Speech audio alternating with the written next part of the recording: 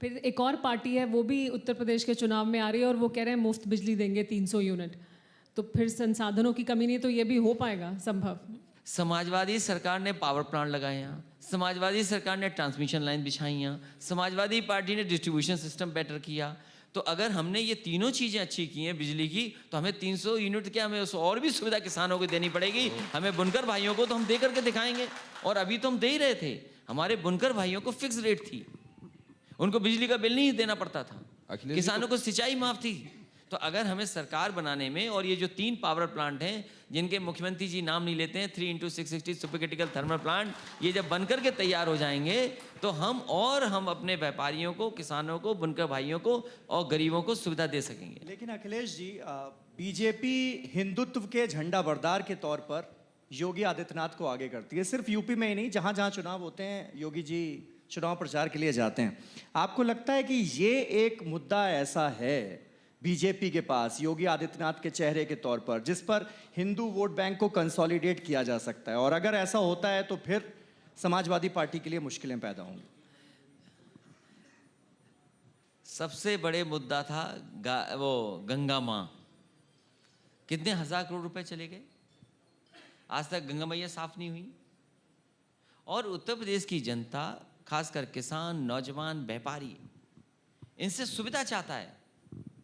और धर्म का सवाल जहां तक है, धर्म को तो सब मानने वाले लोग हैं, कोई ऐसा नहीं जो अपना धर्म ना मानता हो, और सब धर्म एक ही रास्ता दिखाते हैं। इसलिए धर्म पे राजनीति नहीं होगी, इस बार विकास पे राजनीति होगी, और विकास की राजनीति में समाजवादी पार्टी का कोई मुकाबला नहीं कर सकते।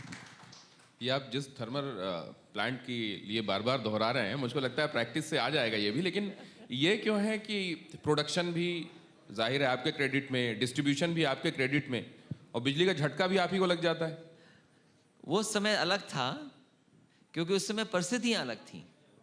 इस बार झटका नहीं, बीजेपी का सफाया होने जा रहा है, पता ही नहीं लगेगा बीजेपी का कहाँ है बीजेपी।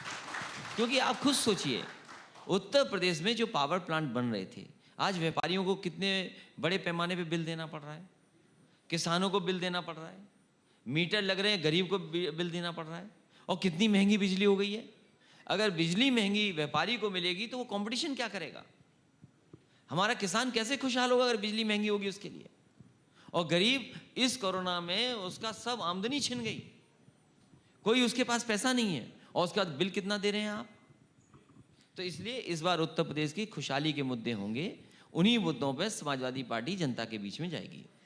अच्छा अखिलेश जी, कोई ये खास स्ट्रैटेजी है क्या कि आप बीजेपी पर तो अटैक करते हैं, बाकी विरोधी दलों पर भी अटैक करते हैं, लेकिन मायावती जी के ऊपर कोई सीधा अटैक, उनकी पॉलिसीज के खिलाफ कोई सीधा अटैक हम देखते ही नहीं?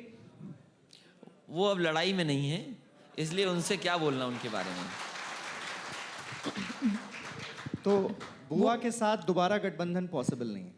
अब कोई गठबंधन नहीं होगा। वो कह रही हैं कि आप उनकी पार्टी के निष्कासित नेताओं को शामिल करा के अपना जनाधार बढ़ाने की कोशिश कर रहे हैं। जो पार्टी में नेता आना चाहेंगे हम उनको लेंगे, क्योंकि जो नेता आ रहे हैं उन पे जनाधार है, उन पे वोट बैंक है, और किस कारण निकाले गए उस कारण में मैं नहीं जाना चाहता हूँ, लेकिन जो समाजवादी पार्टी में शामिल होना चाहेगा उसको समाजवादी पार्टी शामिल करेगी। अखिलेश जी, लेकिन आपके लिए एक बड़ी चुनौती थी 2017 में, आपसे बहुत लोग नाराज होकर निकले थे, बहुत लोग रूठ के निकले थे। 2022 में साथ ला पाएंगे उनको? इस बार कोशिश होगी सबको साथ लें और ज्यादा से ज्यादा पार्टी में जोड़ें लोगों को। अड़ी सोमवार से शुक्रवार शाम 6 बजे सिर्फ TV9 भारतवर्ष पर।